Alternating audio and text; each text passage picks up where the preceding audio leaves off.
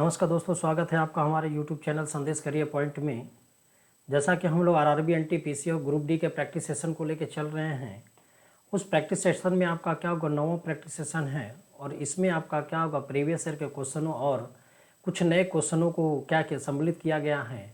तो आप चैनल पर पूरे बने रहिए और वीडियो शुरू से लेकर अंत तक देखिएगा। और यदि आपको वीडियो पसंद आता है तो वीडियो को लाइक और सब्सक्राइब करिएगा और बेल आइकन प्रेस जरूर करिएगा, जिससे कि आपको वीडियो का नोटिफिकेशन आपको मिलता रहे, चैनल का पूरे नोटिफिकेशन आपको मिलता रहे। तो आप लगातार अपना बने रहिए और वीडियो शुरू से लेकर अंत तक जरूर देखिएगा और अच्छा लगता है तो शेयर भी जरूर करिएगा। और क्योंकि इस समय आपको पता है कि भाई आपके पास जब अंतिम जो तैयारी हमारी होती है, भाई सभी का मानना होता है कि अंतिम जब तैयारी होती है तो उस समय प्रैक्टिस सेट लगाना बहुत ज़्यादा जरूरी है। और क्योंकि प्रैक्टिस सेट इसलिए ज़्यादा जरूरी होता है कि आपको उसी पैटर्न के क्वेश्चन आपको क्या मिलने लगते हैं। तो चलते हम लोग देर नहीं करते हैं, आपको अपने पहले क्वेश्चन की तरफ लेके चल रहे हैं। देखते हैं स्क्रीन पर पहला क्वेश्चन आपका क्या होगा। पहला क्वेश्चन आपका दिया हुआ कि 44/5% प्लस 4/5% प्लस 0.04% का प्रतिशत को दशमलव में बनाना है। तो आप यहाँ पर देखिएगा, तो यहाँ पर देखिएगा परसेंटेज, इसको दशमलव बनाना है तो ये काम पहले यही कर दीजिए कि यदि मैं इसी को डायरेक्ट अपना भाग देता तो यहाँ से क्या हो जाता, पहले ही देखेंगे तो पहले लाइन में क्या 8 हो जाता। फिर यहाँ 4 में 5 का भाग देता तो क्या होगा, 0.8 आ जाता। फिर 0.4 में 5 का भाग देता तो क्या होगा आपका 0.08 आ जाता। अब ऐसे में जोड़े 8 8 8 16 के 6 और एक 9.6 लेकिन जब 100 का भाग देंगे, परसेंटेज का मतलब 100 का होता है, तो 0.0968 आपका क्या राइट आंसर हो जाएगा। तो 0.0968 राइट आंसर हो जाएगा। ठीक है, चलिए आगे बढ़ते हैं। अगला क्वेश्चन कह रहा था कि एक 6 सेंटीमीटर त्रिज्या वाले एक धातु के गोले को पिघलाकर एक तार बनाया गया था जिसके अनुप्रस्थ खंड, अनुप्रस्थ का मतलब होता है कि जो तार का जो आपका क्या होगा, जैसे ये तार है, उस तार का आपके पास क्या होगा, जो गोला में और जो आप सॉरी वृत्ताकार में जो पोर्शन हो उसको अनुप्रस्थ खंड की त्रिज्या बोला जाए, वो अनुप्रस्थ कहते हैं। तो उसी की त्रिज्या भी दे दी 8 सेंटीमीटर। तार की लंबाई क्या होगी, एक चीज ध्यान रखिएगा, एक आकृति को दूसरे आकृति में कन्वर्ट करते पिघला करके तो उसके आयतन हमारे बराबर होते हैं। और चूंकि गोला है तो गोले का आयतन 4/3 होगा, पाई r3, उसकी रेडियस कितना 6 का क्यूब हो गया। ठीक, और आपको कह रहा है कि किसी को बेलन बनाएगा तो बेलन का रेडियस अथवा आयतन क्या होगा, पाई r²। r क्या हमारे पास 8 का स्क्वायर है। ठीक है, गुणे क्या हो जाएगा, l हो जाएगा। ठीक, क्यों, क्योंकि आपका तार जो होता है वो बेलनाकार होता है, तो बेलन का आयतन पाई r² l होगा। ठीक है, पाई से पाई कैंसिल हो गया। ठीक है, इसको 8 गुणे क्या होगा, 8 का लेते हैं इंटू l बराबर क्या होगा 4/3 गुणे 6 का क्यूब, 6 गुणे 6 गुणे 6 कर लेते, कैलकुलेशन आसान करने के लिए। 4 दूनी के देखिए 3 दूनी 4 दूनी 8, 1 8 से कैंसिल होगा। तो l बराबर 6 के 36 बटे क्या होगा l 8। तो इस तरीके से 8 चौके 32, 8 पंजे क्या 40 सेंटीमीटर आपका उत्तर हो जाएगा। यहाँ पर कितना हो जाएगा, 4.5 सेंटीमीटर हो जाएगा। ठीक, नेक्स्ट क्वेश्चन चलते हैं। अगला क्वेश्चन कह रहा है कि एक परिवार में 6 सदस्य है। इस वर्ष पिता की मृत्यु हो गई और उनका बेटा रमेश है और रमेश का एक बेटा पैदा हुआ है। परिवार की औसत आयु अब वही है जो 10 वर्ष पहले थी, तो रमेश के पिता की आयु कितनी होगी। चलिए ठीक है, बात यहाँ पर आती, यदि मान लेते पहले आपका औसत x रहा होगा तो 6x टोटल वैल्यू हो गई, जिसमें से पिता की मृत्यु हो गई, इसका मतलब पिता की उम्र माइनस हो गया। अब बेटा आपका यहां पर पैदा हुआ और 10 साल पहले, मतलब जब बेटा उस समय आज से 10 साल पहले यदि बेटा पैदा हुआ था तो उस दशा में आज बेटा 10 साल का हुआ है। क्लियर हुआ। और साथ में ये बताइए, जब 6 लोग हैं, हर व्यक्ति 10-10 साल बड़े होंगे, तो 6 लोगों में एक लोग मर गए तो 5 लोग बचे थे, वो 5 लोग 10-10 साल बड़े होंगे तो कितने साल हो गए होंगे, 50। क्यों भाई, 10 साल का, आज से 10 साल पहले पिताजी एक्सपायर हुए, उसी समय बेटा पैदा हुआ था, आज बेटा 10 साल का हुआ, तो आज का टोटल उम्र क्या होगा, पहले तो 6x उस समय था, आज के 10 साल पहले। ठीक है, इसके बाद पिता निकल गए तो y हो गया, तो बचे 5 लोग, उस 5 में फिर एक बेटा पैदा हुआ तब हो गया 6 लोग हैं। बात समझे ना। तो वो जो बेटा हुआ वो 10 साल का हुआ, बाकी लोग क्या होंगे आज से 10 साल पहले 10 साल बड़े होंगे तो 5 लोग बड़े होंगे तो 50 साल। अब टोटल हमारे पास करंट टाइम में इस समय उनका आयु का योग हुआ।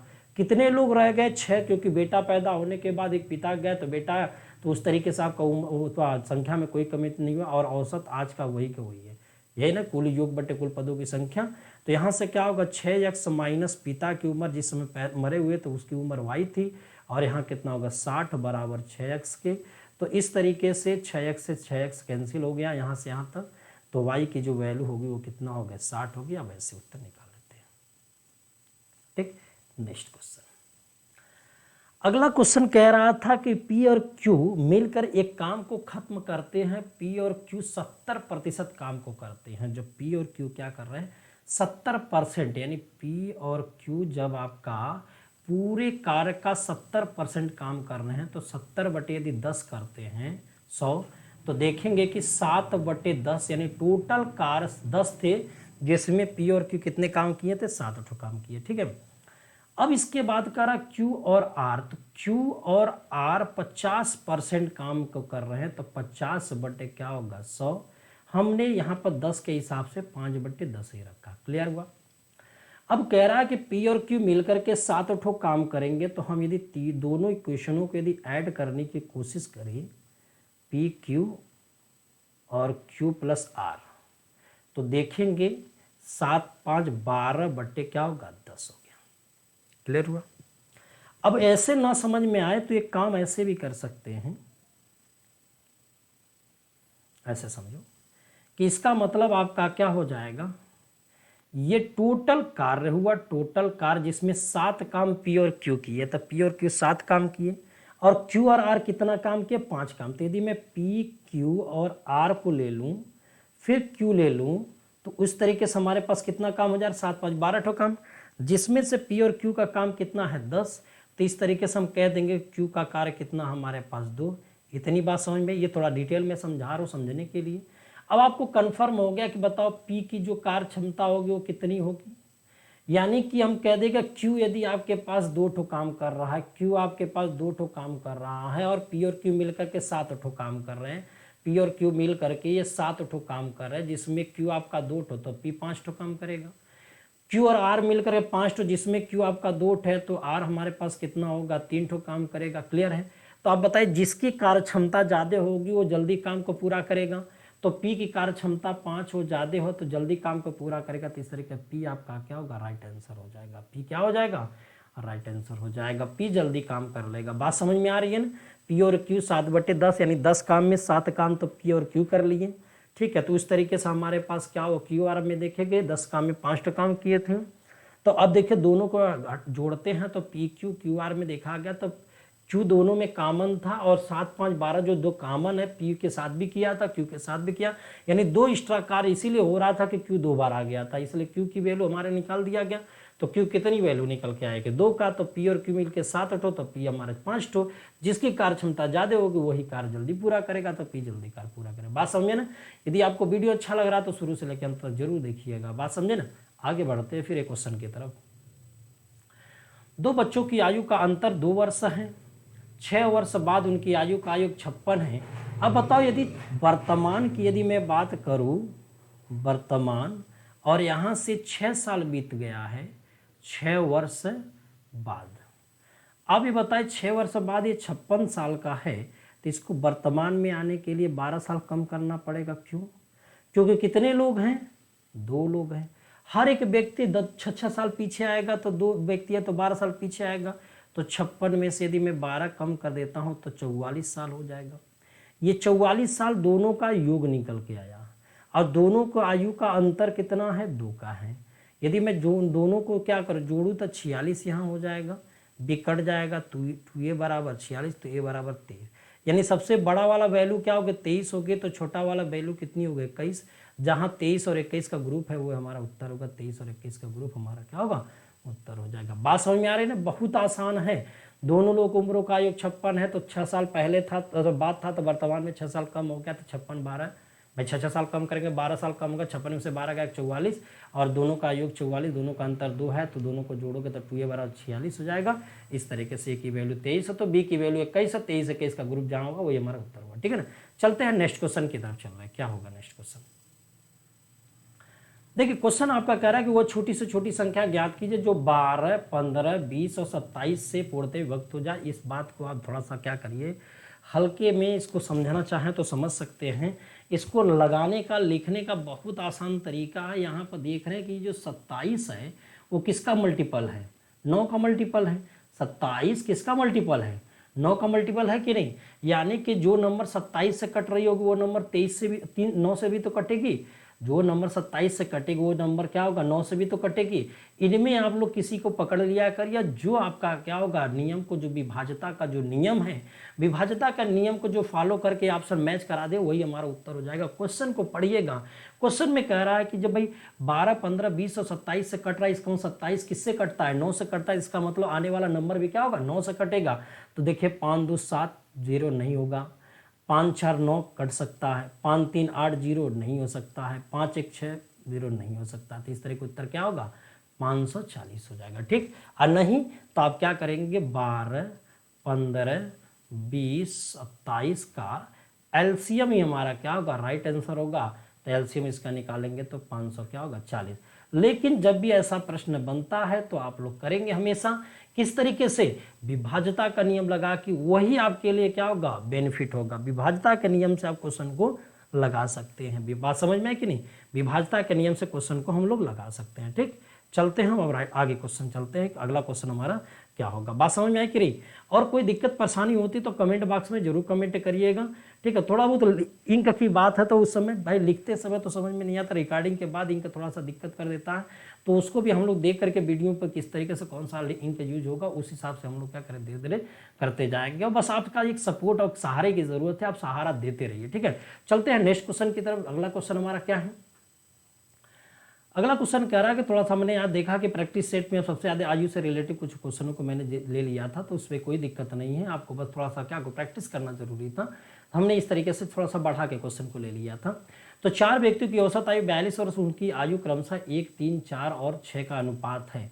तो बताओ 1, 3, 4, 6 का अनुपात है, 1 साल का पहला होगा, 3 साल का दूसरा होगा, 4 साल का तीसरा होगा और 6 साल का आपका क्या होगा चौथा होगा। तो कुल मिला के देखा जाए तो 6 4 10 3 13 1 14 साल हो गया, लेकिन औसत हमारे पास 42 है। कितने लोगों का, 4 लोगों का। तो टोटल योग कितना होगा औसत गुणे संख्या। बस औसत में यदि जितनी संख्या का मल्टीप्लाई करेंगे तो टोटल योग आएगा। तो टोटल योग हमारे पास 14 है, 14 में 42 गुणे 4 है, 1 पर 14 42, 3 चौके 12, काटिए ऐसे तो 12 आ जाएगा। एक पर हमारे पास 12 यानी एक हिस्से में 12 है। प्रश्न को समझिए, सबसे अधिक और सबसे कम आयु में क्या होगा, सबसे अधिक और सबसे कम आयु में, सबसे अधिक और सबसे कम आयु में आपका कौन आ रहा है, सबसे अधिक सबसे कम आयु में क्या होगा 6 और 1 का अंतर, 6 में से 1 गया कितना होगा 5 का अंतर है। क्लियर, तो 1 पर 12 है तो 5 पर कितना होगा 5 गुणे 12 हो जाएगा, 12 पंजे कितना हो जाएगा ये 60 आपका राइट आंसर हो जाएगा, 60 आपका राइट आंसर हो जाएगा। बात समझे ना, चलिए बात समझ आ रही कि नहीं। औसत का मतलब टोटल योग हमने अनुपात में 14 जोड़ा तो औसत में कितना 42 गुणे 4 होगा, क्योंकि 4 लोग थे। तो इस तरीके से एक हिस्से में क्लियर हो गया 12। तो आपके पास क्लियर कर दिया गया कि एक हिस्से में जब 12 तो सबसे अधिक या सबसे कम आयु के व्यक्ति का अंतर, सबसे अधिक 6 साल का और सबसे एक मतलब 6 हिस्सा, एक हिस्सा अंतर क्या 5, 1 पर 12 तो 5 पर क्या 12 पंजे 60 हो जाएगा। चलिए नेक्स्ट क्वेश्चन की तरफ। अगला क्वेश्चन कह रहा था कि एक आदमी ने अपनी पूंजी का 1/3 भाग 7% की दर पर, 1/4 भाग 8% की दर पर और शेष भाग आपका क्या होगा 10% की दर पर। थोड़ा सा कैलकुलेशन आपका क्या होगा टफ होता है, तो इसलिए मैंने कैलकुलेशन को थोड़ा आसान करने के लिए एक दूसरा मेथड का प्रयोग हम कर रहे हैं, थोड़ा ध्यान दीजिएगा। 1/3 और 1/4 है तो 3 और 4 का एलसीएम आप लोग ले लिया करो।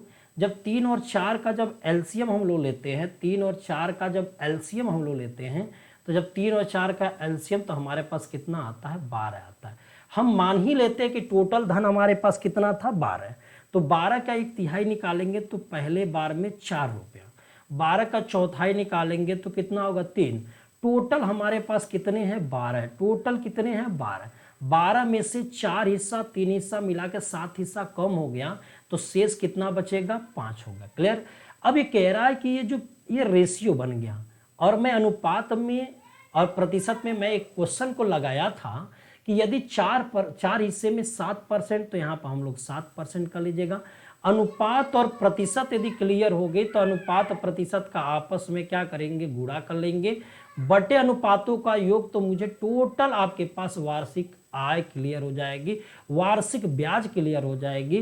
तो 7 चौक 28% यहाँ पर हुआ, और 8 तरीके 24% हुआ, और 10 पच्चे 50% हुआ, बटे टोटल अनुपात हमारे पास 5 3 8 4 कितना होगा, 12 का धन। ये परसेंटेज निकल के आया, और यही परसेंटेज आपके ब्याज के बराबर यानी 561 के बराबर था। अब आप बताइए, ऊपर हम जोड़ते हैं तो 8 4 12, 5 2 7, 102 आता है। 102 बटे क्या करेंगे, 12% पर कितना होगा, 561 है। अब फिर थोड़ा सा काट दीजिए, तो 17 छक्का 102 होता है, 7 दूनी के 12, 6 दूनी के 12 पर इतना 561 है। तो एक पर बताइए कितना हो जाएगा, तो 17 से काटिएगा, 17 तय 51 हो जाएगा, है ना। बचेगा 17 तय 51 का 2 का गुणा कर लेंगे तो कितना होगा, ये 66 हो जाएगा, यानी 1% पर 66 हो जाएगा, 1% पर 66। तो बताओ 100% हमारे पास ब्याज हो, मूलधन होता है ना, तो 100% पर कितना हो जाएगा, 66,100 हो जाएगा। 100% पर कितना होगा, 6600 हो जाएगा। अनुपात प्रतिशत का गुणा बटे अनुपातों का योग, यह तरीका आप जानते रहेगा, बहुत आसान तरीका है। ये कैलकुलेशन को थोड़े कम कर देगा। 3 4 कैल्शियम यदि हम 12 लेते हैं तो 12 का तिहाई 4 होगा, 12 का चौथाई 3 होगा, तो 4 3 7 लाख या 7 रुपया जो भी अपना रखना है, और बाकी कितना, 12 में से 7 घटाए 5, 7 4 वाले को 7%, 3 वाले को 8, 5 वाले को 10%, ओवरऑल परसेंटेज हमारे पास निकाला तो 28 24 और क्या होगा, 50 बटे 12%, यहाँ यानी 17 बटे 2%, तो इतना 1% 66, तो 100% पर कितना होगा। ठीक है, अब नेक्स्ट क्वेश्चन चलते हैं। अगला क्वेश्चन कह रहा था कि 65 रुपए की सूची को 2 क्रमिक छूट पर बेच करके 56 रुपये 16 पैसे में बेचा जाता है। पहली छूट 10 है तो दूसरी क्या। आओ अच्छा पहले छूट देखते हैं।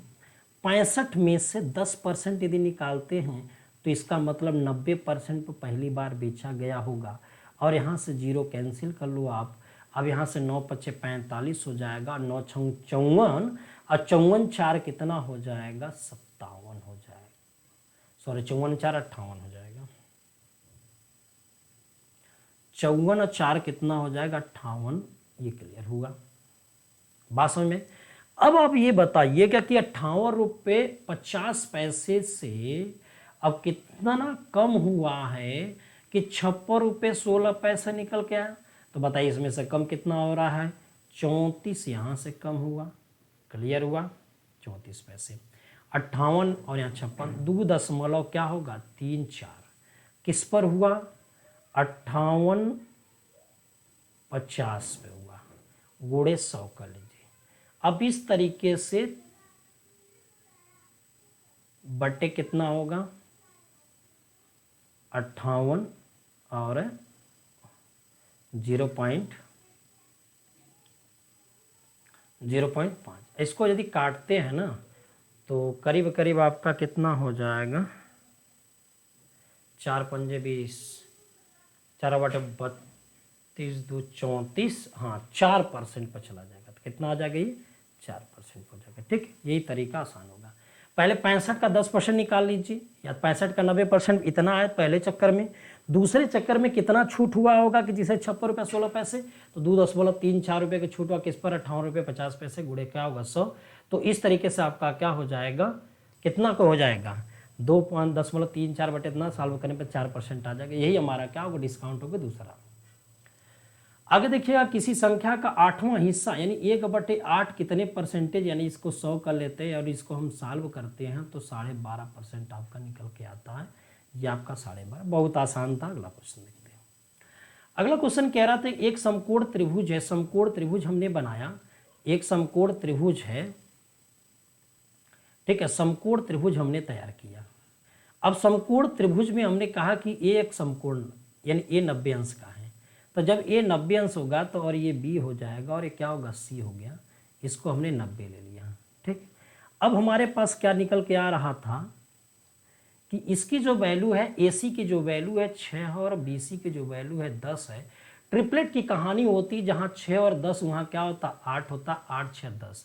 अब क्वेश्चन में कह रहा था कि ये वाला और ये वाले का बताना है, तो कह दिया कि यदि मैं tan B लिखता हूं तो लंब बट्टे कर्ण होता है अथवा लंब बट्टे आधा, तो 6/8 हो जाएगा, 6/8। और यदि मैं tan C लिख देता हूं तो क्या होगा, C के लिए लंब कौन होगा, AB हो जाएगा, 8/6। अब मल्टीप्लाई कर रहा है तो tan B into tan C का जब मल्टीप्लाई होगी तो 6/8 गुणे 8/6 कर लेंगे, तो 8 से 8 कैंसिल, 6 कम 6, उत्तर क्या होगा 1। तो राइट आंसर क्या होगा 1 हो जाता है। हालांकि और भी बातें यदि याद रहता है तो काम हो जाएगा, क्योंकि इन दोनों का योग हमारा 90 डिग्री होता है। किसी समकोण में यदि एक कोण 90 है तो शेष दो कोण आपका 90 डिग्री होता है, दोनों का योग। अब जब दोनों का योग हमारा 90 है तो उनका tan के फॉर्म में मल्टीप्लाई, उसकी वैल्यू हमेशा क्या 1 ही आती है, ये चीज़ है। नहीं तो बाकी आपके पास क्या होगा, पूरा डिटेल मैंने देखा, डिटेल के तरीके से अपना क्वेश्चन को लगा सकते हैं, ठीक है ना। आइए नेक्स्ट क्वेश्चन की तरफ चल रहे हैं। अगला क्वेश्चन हमारे पास है, अगला क्वेश्चन कह रहा है कि P और Q 8 दिन में किसी कार्य को पूरा करते हैं। P और Q क्या कर रहे हैं, 8 दिन में किसी कार्य को पूरा करते हैं। ऐसा क्वेश्चन बहुत बार आपने पढ़ लिया है, ठीक है ना। और देखिए P और Q 8 दिन में काम को कर रहे हैं, 8 दिन में, और Q और R मिला के कितना काम कर ले रहे हैं, 12 दिन में। और P Q R ये तीनों जब मिल के काम करते हैं तो 6, एलसीएम कितना हो जाएगा 24, 8 तरीके क्या होगा 24, 12 दूनी 24, 6 चौके क्या होगा 24 हो गया। क्लियर हुआ। अब हम यदि एक बात समझें, पी क्यू, देखिए पी क्यू आर बराबर 4 है, और यदि मैं इन दोनों को देखूँ पी क्यू क्यू आर है ना, इन दोनों को यदि हम देखते हैं, इन दोनों को यदि साथ में जोड़ते हैं तो 3 2 कितना आता है 5 आता है। क्लियर हुआ। लेकिन बात यहाँ पर है कि जब पी क्यू आर की बात करते हैं तो उसकी वैल्यू तो 4 है, तो इस तरीके से हम कह सकते हैं कि क्यू की जो वैल्यू है यदि 5 में से यदि 4 कम करेंगे तो ये कहा जाए क्यू की। समझ में आई कि नहीं। P और Q और R मिला करके 5 तो हो रहा है, और P Q R मिला के 4, देख रहे Q दोनों में कॉमन था, P Q R एक तो Q बच गया, इसी कारण से एक एक्स्ट्रा हो गया था, 5 4 की वजह 5 बन गया था। इतनी बात समझ में आई। अब Q की वैल्यू 1 हो गई, तब इस तरीके से P और Q की वैल्यू 3 थी, जिसमें Q की वैल्यू 1 है, तो P की वैल्यू बता दो कितना हो जाएगा 2 होगी। ठीक, Q और R मिला के यदि 2 है, जिसमें से Q की वैल्यू 1 है, तो R बराबर कितने का होगा 1। तो कह रहा है कि P और R मिल के काम करना है, तो P और R मिलते हैं तो 2 और 1 मिला के कितना होगा 3 तो काम करेंगे। अब इसी 3 काम के हिसाब से 3 वाटे क्या होगा 24 हो जाएगा। इस तरीके से कितना समय लग जाएगा 8 दिन लग जाएगा। P और Q को कितना समय लग जाएगा 8 दिन लग जाएगा। ठीक है ना। नेक्स्ट क्वेश्चन चलते हैं। अगला क्वेश्चन कह रहा था कि 36 पुरुष 25 दिन में किसी कार्य को करते हैं, तो 15 पुरुष कितने दिन में कार्य को करेंगे। 36 पुरुष 25 दिन में कार्य को करते हैं, तो 15 पुरुष कितने दिन में कार्य को करेंगे, क्वेश्चन मार्क। तो यहाँ पर देखिए कि 5 तय 15 हो जाएगा, 50 25 हो जाएगा, हम 12 तय 36 हो जाएगा, 12 पंजे कितना होगा 60 हो जाएगा। इसका राइट आंसर आपका कितना हो जाएगा, ये 60 हो गया। ठीक, चलिए आगे बढ़ते हैं। करा कि एक नाविक धारा के विपरीत 24 किलोमीटर की दूरी और धारा की दिशा में 36 किलोमीटर की दूरी की हर बार में 6 घंटे का समय लगता, तो धारा की चाल क्या होगी। तो अनुकूल में चाल, अनुकूल धारा की दिशा की जिसको बोलते हैं, 36 किलोमीटर की दूरी के 6 घंटे में तय करता है, तो 6 किलोमीटर घंटा हुआ, ये ना है। अब प्रतिकूल में यदि चाल में देखूँ तो प्रतिकूल में चाल कितना हुआ, 24 किलोमीटर की दूरी को यदि 6 घंटे में तय करा, दूरी बट्टे चाल हो जाएगा तो कितना, सॉरी दूरी बट्टे समय, तो 4 अथवा 4 किलोमीटर घंटा आपके पास क्या हो जाएगा, ये प्रतिकूल हो जाएगा। तब धारा की जब चाल आती है तो धारा की चाल अनुकूल प्रतिकूल का अंतर हो जाएगा, बट्टे क्या होगा 2 होगा, तो 2/2 करेंगे तो उत्तर हमारे पास क्या होगा 1 होगा, ये उत्तर है। ठीक है ना। तो जानते रहिएगा कोई भी नाविक हमारा क्या होगा, धारा का विपरीत धारा के अनुकूल यदि चाल उसका क्लियर है तो धारा की चाल यदि पूछे तो अंतर में क्या अनुकूल प्रतिकूल का अंतर बटे 2 करेंगे। और यदि हमें क्या है कि नाविक क्या बताइए तो दोनों का योग बटे क्या करेंगे 2, तो 6 4 10 का आधा 5 हो जाता। लेकिन यहाँ पर धारा की चाल पूछा इसलिए अंतर बटे 2 कर लेंगे। ठीक है, अगला क्वेश्चन। अब देखो sign A sine B cos A cos B की बात हो रही है। ठीक, साइन ए साइन बी और कॉस ए कॉस बी, यहां पर देखिए sign A sine B cos A cos B, तो क्या होगा कॉस ए माइनस बी हो जाएगा। ए के जगह पर 75 और बी के जगह हमने कह दिया कि 15 हो जाएगा। क्लियर हुआ। Cos A cos B plus sine A sine B, उल्टा देखिए कॉस ए कॉस बी, मैं सूत्र लिख दे रहा हूं, कॉस ए माइनस बी बराबर होता है cos A cos B minus plus sine A और साइन बी हो जाएगा। ठीक, तो इस तरीके से कॉस ए माइनस बी हो जाएगा, यानी कि 75 में से 15 के हटाए कितना होगा 60, यानी ये कॉस क्या होगा 60। और कॉस 60 की वैल्यू 1 बटे क्या होती है 2 होती है, ये राइट आंसर। ठीक, चलिए आगे बढ़ते हैं। अगला क्वेश्चन कह रहा है चुनाव में एक उम्मीदवार 75% वैध मतों से विजय हुआ, कुल 5,60,000 वोट हैं, 5,60,000 वोट हैं, टोटल 5,60,000 वोट हैं, है ना। उसका कह रहा है 15% इनवैलिड थे, इसका मतलब 85% तो वैलिड हो गए। सिस्टम यही ना है, 100 में से 15 खराब हुए, 100 में से 15 खराब हुए तो 85 हमारे पास सही हुए। इसी वैध का 75%, तो 75% जो विजयी वाला पाया है, तो अब इसको हम लोग सॉल्व कर लें। 4 0 तो ऐसे ही खत्म हो गया। ठीक, अब 56 गुणे 85 गुणे 75 है। ठीक, तो आप गुणा कर लीजिएगा, इसमें 8 पंजे 40 के 0 हो जाएगा, हासिल 4 हो जाएगा, 50 25 4 29, 8 छंग 48, 48 और 29 जोड़ते हैं तो कितना होगा 9 8 17 77 770 हो जाएगा। ठीक, और गुणे कितना होगा 75 के हो जाएगा। घबरा गया, 5 छक्का 30 होगा कि 0 हासिल 3 होगा, सॉरी 5 छक्का 30 0 हासिल 3 हुआ, 50 25 और 8 छंग 48, 25 और 48, तो 8 5 13 3 और 4 2 6 1 7 हो जाएगा। में 3 आप ऐड और कर दीजिए तो कितना होगा 76 हो जाएगा। फिर इसके बाद कह रहा है कि 75 की बात हो रही है, तो फिर भी कुछ गड़बड़ जरूर है। एक चुनाव में एक उम्मीदवार 75% वैध मतों से विजयी हुआ।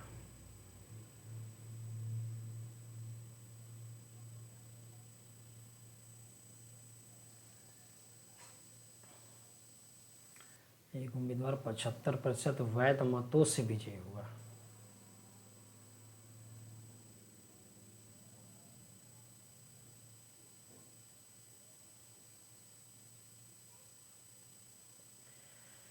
सही तो है, पर कुल वैध मतों से 75% विजयी हुआ है। 8 पंजे 40,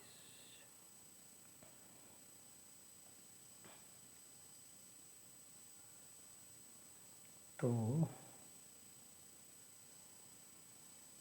75% वैध मतों से विजयी हुआ, तो 00 कैंसिल होगा, 15% इनवैलिड हो गए, 85 वैलिड हो गए, उसका 75% वैध मतों से विजय, वैध मत का 75% पा करके विजयी हो गया। तो कह रहा है कि विजयी उम्मीदवार को वैध मिले वैध वोटों की संख्या। सही तो लग रहा है यार। 5 छक्का 30 के 0 हासिल क्या होगा 3। चलिए कोई बात नहीं, आप लोग ऐसे गुणा कर लो, कैसे मिस्टेक हो रही होगी। तो 6 पंजे 30 हो जाएगा, 50 25 3 क्या होगा 28 हो जाएगा, और 8 छंग क्या अथवा 48 के 8 हो गया, सॉरी यार गलती हो गई थी। फिर 8 पंजे 40 और 4 44 हो जाएगा, तो 8 छंग 48 के 8 4 8 पंजे 40, तो 0 8 8 16 हो जाएगा। फिर 4 2 6 1 7 हो जाएगा और ये 4 हो जाएगा। जाएगा, इसमें फिर 75 का गुणा कर लो आप, तो क्या होगा 0 हो जाएगा, 5 छक्का 30 0 हो जाएगा, 5 सत्ते 35, 3 38 हो जाएगा, अब 5 चौके 20, 3 23 हो जाएगा, और फिर यहाँ क्या होगा 0 होगा, 7 छंग 42 के 2 हो जाएगा, ठीक है। फिर आपका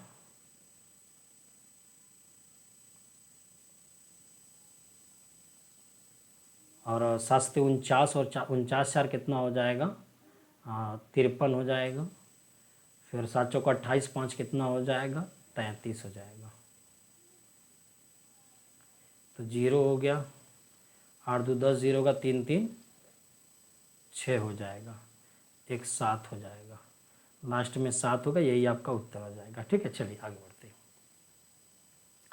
ये वाला भी क्वेश्चन थोड़ा सा क्या होगा, क्रिटिकल तो है, बहुत आसान है, एक चीज़ ध्यान रखिएगा।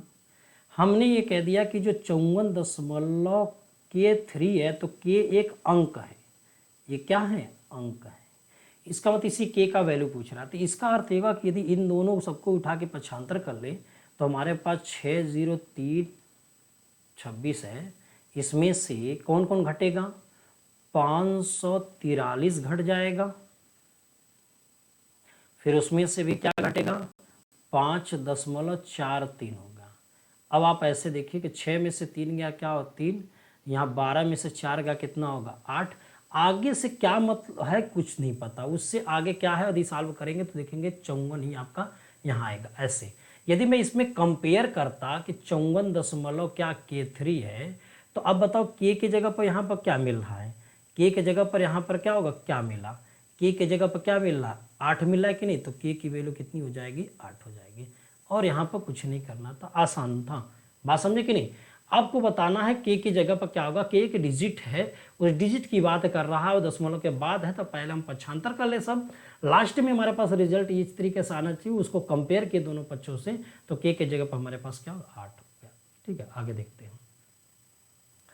अगला क्वेश्चन हमारे पास है कि साइन 72 और कास 18 है, साइन 72 माइनस कास 18 है, ठीक है, ए माइनस बी ए प्लस बी, तो ए स्क्वायर माइनस बी स्क्वायर हो जाएगा।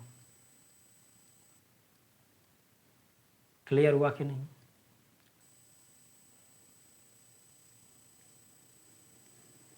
18 हो जाएगा, है ना।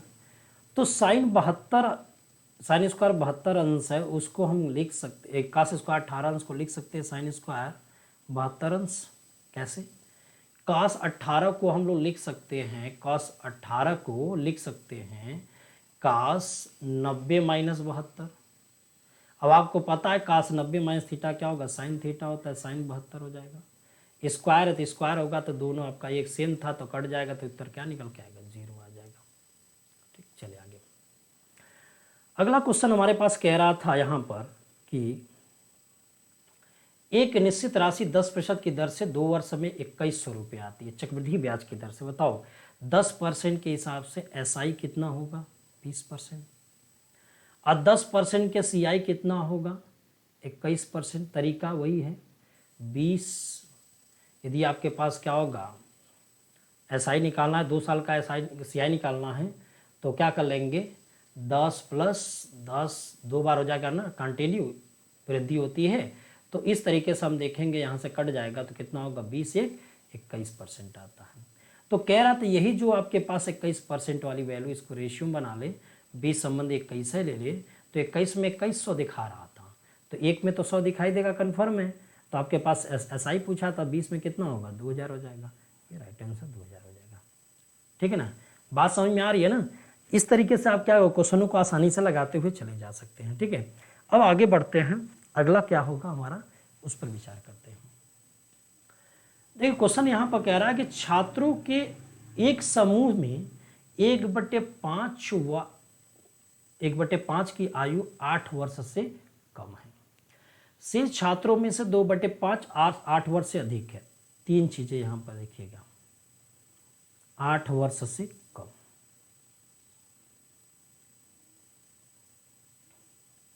8 वर्ष से कम, 8 वर्ष से अधिक, 8 वर्ष से अधिक, क्लियर है। और यहां 8 वर्ष का। अब यहां पर कह रहा है कि 1/5 की बात हो रही है, 1/5। तो चलो मैंने इसको 1/5 बोल दिया। ठीक, 1/5 वर्ष 8 वर्ष से कम है, शेष का तो बताओ 5 में से 1 कम हो गया तो कितना होगा, 4, 4/5 बचेगा। उसका 2/5वां हिस्सा, यानी हमने कह दिया कि चलो 2/5वां हिस्सा निकाल लेते हैं, बचे का 2/5वां हिस्सा निकाल लेते हैं। तो 2/5वां हिस्सा निकाल लेते हैं तो 4 दूनी 8/25 हो जाएगा, 8/25 हो जाएगा। अब कुल बचे हुआ हिस्सा का यानी 1 में से 1/5 और 8/25 को आप जोड़ करके माइनस कर लो आप। तो 1 माइनस क्या होगा, ये 25 हो जाएगा। 8 देखिए 50 8 5 क्या होगा, 13/25, सॉल्व करें कितना होगा, 12/25 हो जाएगा। ठीक, और नहीं तो इसका एकदम आसान तरीका है, ये तो समझ में आ गया भैया, अब उतार लीजिएगा। नहीं तो बस जो बचा है उसी की तो बात कर रहा था, ये जो बच गया था उसी की तो बात कर रहा है भाई। तो अब ये बताइएगा टोटल आप बचत ही की निकालते जाओ, बस टोटल क्या निकालो, आप बचत निकालो बस, है ना। अब ऐसे कर दो, 1/5 हमारे पास है तो 1/5 8 वर्ष से कम है तो 1 माइनस 1/5 बच जाएगा। कह रहा है कि उसमें से 2/5 हमारा 8 वर्ष से अधिक है तो जो बच गया 2/5 हमारा कम हो गया। तो इस तरीके से देखो क्या होगा, 4 क्या होगा 5 गुणे 3 क्या होगा 5, तो बाकी जो बचा हमारे पास 12 क्या होगा 25। सिस्टम वही है, बचा फिर बचा वाला कहानी है, तो 12/25 हो जाएगा। ठीक, आगे बढ़ते हैं। कर एक व्यापारी अपने माल को 20% के लाभ पर बेचने का फैसला करता, लेकिन अधिक मांग होने के कारण वो क्या करता है, उसकी इनकम में ही क्या करता है, उसके मूल्य में 10% वृद्धि कर देता है। तो इस तरीके से शुद्ध लाभ प्रतिशत क्या होगा, सीधा सा बात है। पहले +20 था, फिर अगेन 10 प्लस हो गया। तो जहाँ पर 2 क्रमांगत वृद्धियों कमी होती है तो x + y + xy 100 वाला कहानी निकाल लिया करो आप। 20 10 30, 30 2 कितना हो जाएगा, 32 हो जाएगा। ये परसेंटेज आपका होगा 32% हो जाएगा। ठीक है, बात समझ में आई कि नहीं, आसान है, कोई दिक्कत नहीं है। अगला क्वेश्चन कह रहा वह छोटी से छोटी संख्या ज्ञात कीजिए जो 5 6 7 8 से विभाजित करने पर शेषफल 3 बचता है और संख्या 9 से कट जाए। बताओ संख्या किससे कटनी चाहिए, 9 से कटनी चाहिए। 9 का नियम कहता है कि अंकों को जोड़ने पर संख्या 9 से कट जानी चाहिए। अंकों को जोड़ के संख्या 9 से काटो, देखो 7 7 14, 14 6 20, 1 21 नहीं कटेगा। फिर क्या होगा, 8 3 11 10 कितना होगा 21, ये भी नहीं कटेगा। यहाँ 8 4 12 3 15, ये भी नहीं कटेगा। यहाँ 8 1 9 6 3 18 कट जाएगा। तो यही हमारा उत्तर हो जाएगा। क्यों, क्योंकि प्रश्न हमारा कह रहा था कि 9 का गुणज होगा। और ऐसे प्रश्न में आप लोग यही काम करिएगा कि हमें विभाज्यता का कॉन्सेप्ट हमारा क्या होगा, अथवा डिविजिबिलिटी रूल हमने लागू कर दिया, उस पर हम ये देखेंगे 9 का क्या नियम पढ़े थे। 9 का नियम यही पढ़े थे कि जो संख्या हमारा अंकों को जोड़ने संख्या 9 से कटे, पूरी संख्या 9 से कटे, या 4 ऑप्शन में गुणज चाहिए 9 का पहाड़ा चाहिए, 9 से कटने वाला चाहिए, तो हमारे पास डी ही उत्तर मिला जो 9 से कट जाए, जो अंकों को जोड़ने पर संख्या 9 से कटे। क्यों भाई, यहाँ पर देखिए 7 14 अथवा 26 1 21 यहाँ आया था।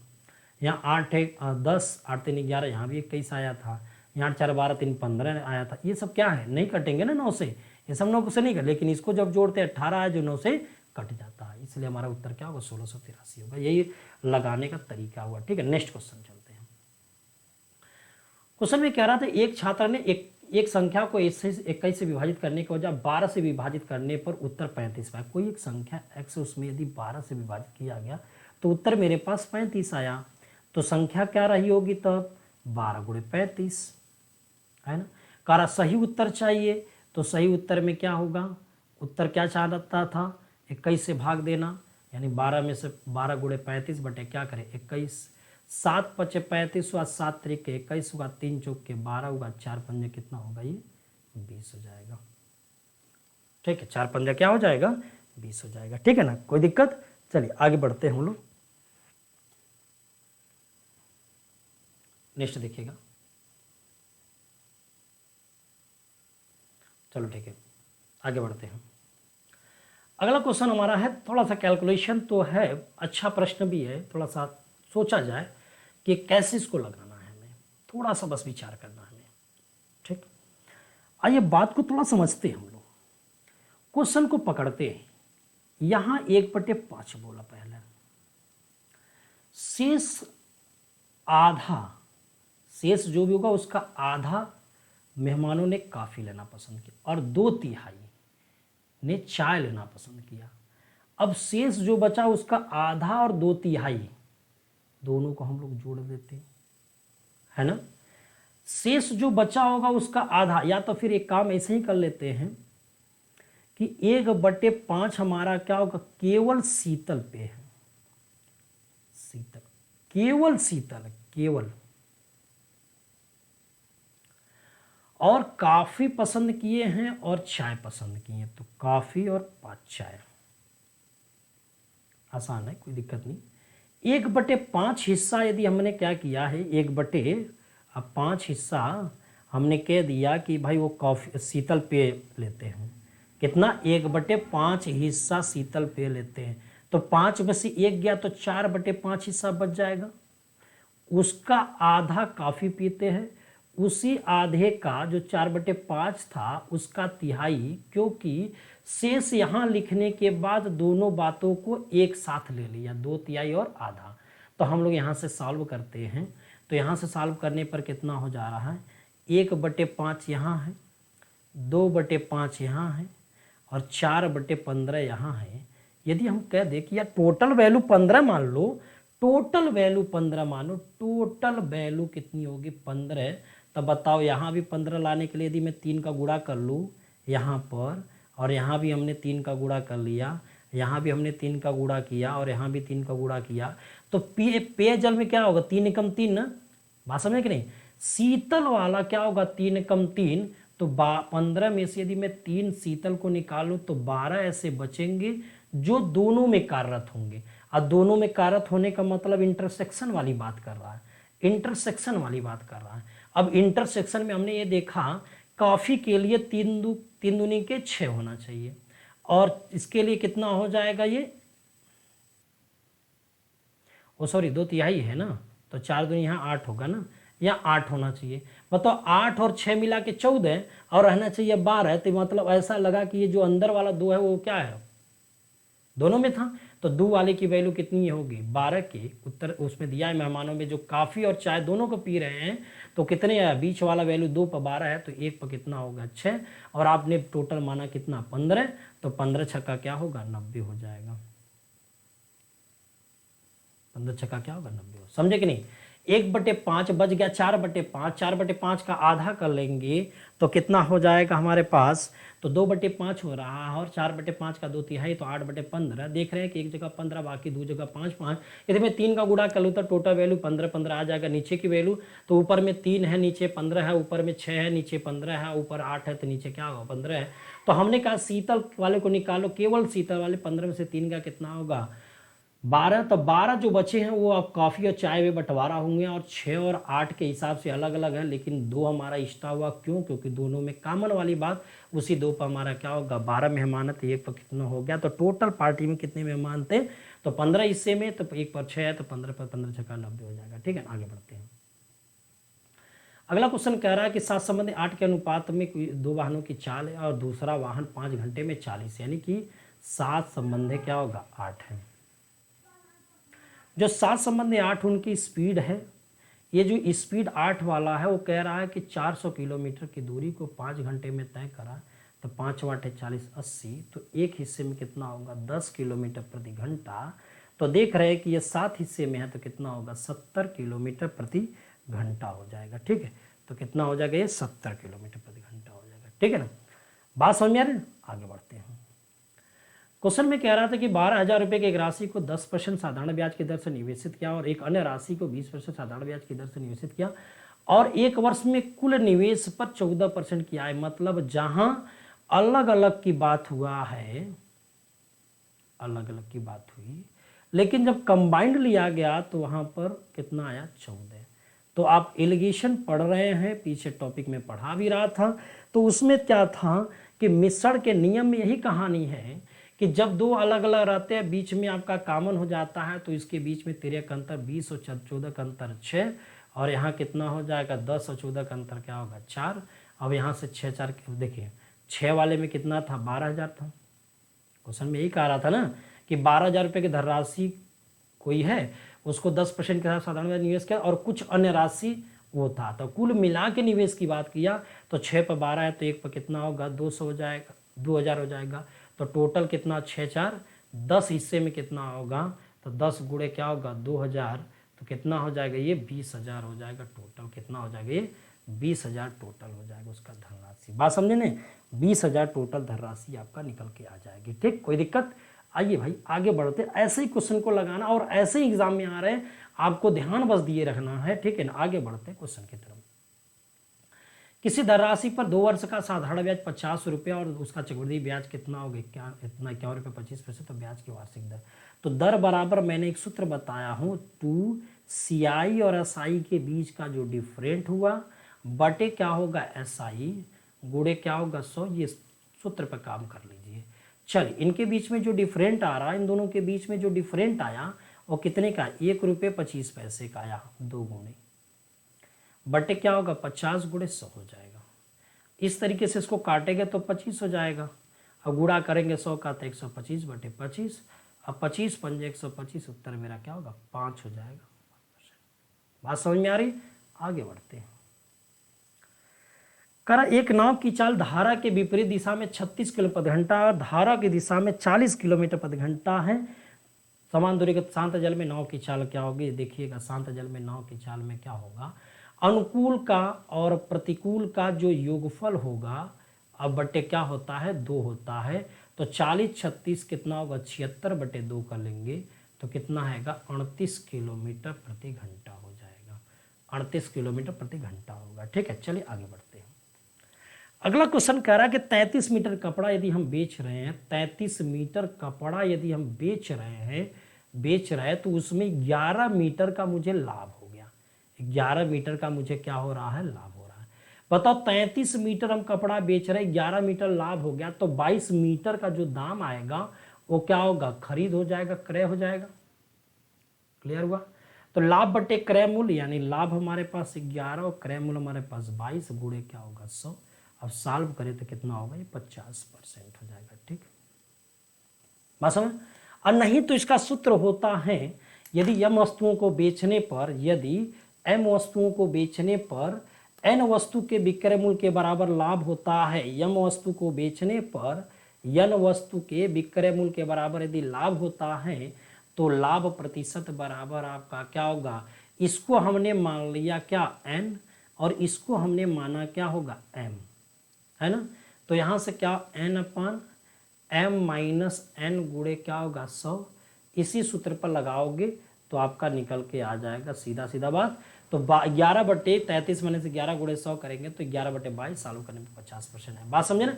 नहीं तो ऐसे समझ लो भाई 33 मीटर यदि आप बेच रहे हो 11 मीटर तो निकाल दो लाभ में, तो बाकी कितना बच जाएगा 22 मीटर। 22 मीटर हमारा क्रय मूल्य होगा तो 11 बटे भाई क्रय लाभ बटे क्रय मूल्य गुणे 100 हो जाएगा, उससे लगा लेंगे। ठीक है, आगे बढ़ते हैं। अगला प्रश्न में कह रहा था कि यदि जो भी नंबर हमारे पास है को 8 और 5 से विभाजित किया जाता है तो इनमें से कौन सा युग्म इसके अंतिम 2 अंक ए और बी नहीं हो सकते हैं। आप समझ लो 8 से विभाजित होना है तो इसका मतलब अंतिम संख्या सम होनी चाहिए। सम के लिए हमारा 0 2 4 6 8 होनी चाहिए। अब यहाँ देखो 5 है, ये हमारा नहीं होगा। अब बाकी तो 100% हो जाएगा। तो उत्तर हमारे पास क्या होगा 4 और 5 नहीं हो सकता है। समझे कि नहीं। ना समझ में आया तो आपको पता है कि 5 से कटने का मतलब अंतिम का 5 और 0 होना चाहिए। तो इधर तीनों में देख रहे हैं कि अंतिम बी वाला हमारा 0 है। अब ए का देखना है तो अब आपको पता है कि 8 से कटना तो अंतिम 2 अंक हमारा 8 से कट जाए। तो 2 ए की जगह पे यदि मैं 8 रखता तो 280 कट सकता है। 2 बी की अथवा ए की जगह पर 4 रखता 240 भी कट सकता है। और एक अथवा ए की जगह पर 0 बी के 0 तो 25 वाटे 200 भी कट सकता है। तो इसका मतलब ये कट नहीं सकता। तो राइट आंसर हमारे पास क्या होगा ये कट नहीं सकता। तो उत्तर क्या होगा 4 और 5 हो जाएगा। ठीक है, आगे बढ़ते हैं। तो आज के सेशन आपको कैसा लगा कमेंट बॉक्स में कमेंट करके जरूर बताइएगा कि आज का सेशन कैसा लगा है, ठीक है। और आपको यदि वीडियो पसंद आता है तो वीडियो को लाइक करिए, सब्सक्राइब करो, बेल आइकन प्रेस करिएगा और साथ में आपका शेयर जरूर करिएगा। तो आज के सेशन को इसी पर हम लोग खत्म करते हैं और फिर नेक्स्ट सेशन में हम फिर उपस्थित होते हैं। आपका क्या होगा 10वीं प्रैक्टिस सेट के साथ, और आप क्या करिए चैनल पर इसी तरीके से बने रहिए। और जो भी होगा, कोई भी प्रॉब्लम होगी तो आप अपना प्रॉब्लम अपने कमेंट बॉक्स में जरूर करते रहे। ओके, धन्यवाद, बाय बाय, धन्यवाद।